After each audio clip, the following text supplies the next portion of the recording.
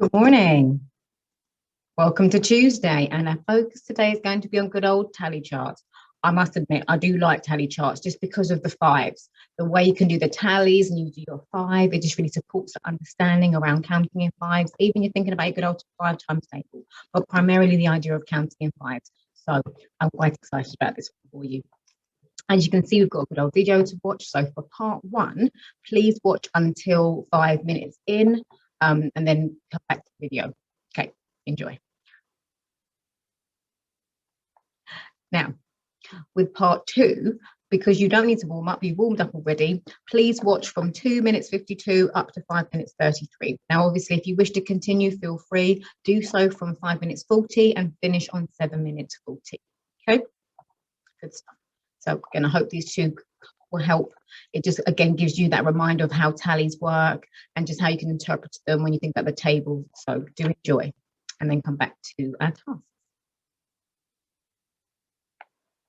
Okay, so we've got good old page 72 to think about today. As you can see, tally charts help you to count things. Arnold asked the children in his class what their favourite animal was. Great, animals. We've got a dog, hamster, a cat, and giraffe. And you can see with the tally which one's the favourite. Again, give a mark for each person. The phrase mark is also known as a good old tally. Okay, the tallies themselves, the single mark is also known as tallies. And that's how you get the name tally chart. 4 people said they like the hamsters best. Good. You can see 5 marks are shown by drawing a line through the last 4. As you can see, it looks like a gate. It really does. But again, that's the example, which again you would have seen in the video as well.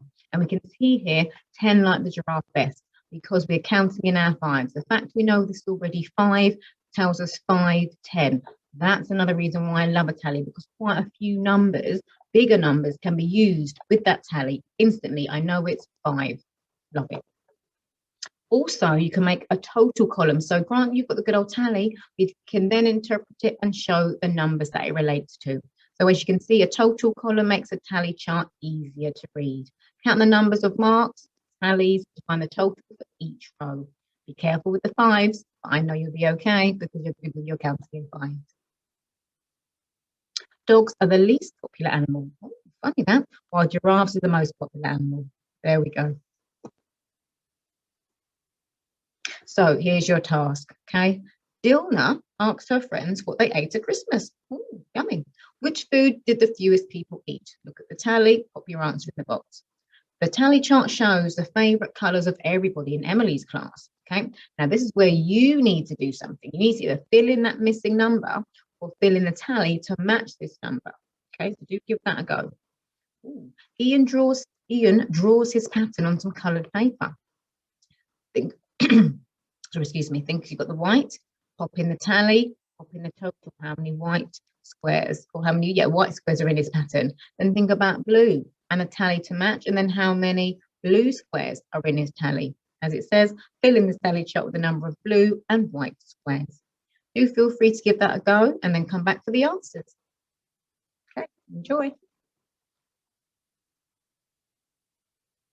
And here we are. So again, we can see here pork was the food that the fewest people ate. Okay, which food did the fewest people eat? Pork is the answer. Here we can see the tally chart completed. Okay, we can see here the 6 was missing and the 14 was missing. There, I gave it a go. And this is how I chose to show my tally. Okay, so we can see there are 6 white squares and there are 10 blue squares. 1, 2, 3, 4, 5, 6. 1, 2, 3, 4, 5, 6, 7, 8, 9, 10. And there we have it. Okay, how did you get on with that? Good stuff, good stuff.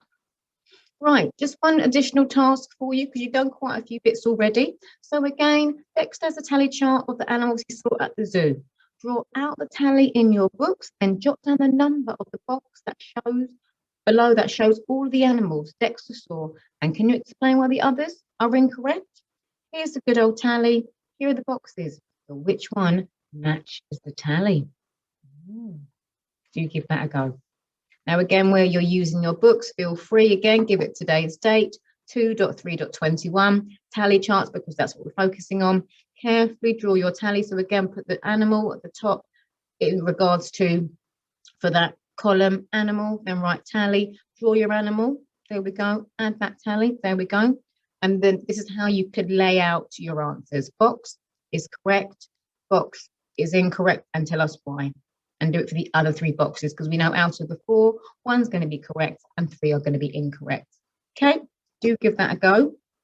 Again, feel free to pause it on this page, look at your notes, and go from there. All righty. And again, to finish, challenge if you wish to do so. Class 1 and 2 asked their favourite ice cream flavours. The results are shown in the tally chart. What is the same or what is different? Oh, they're good flavours.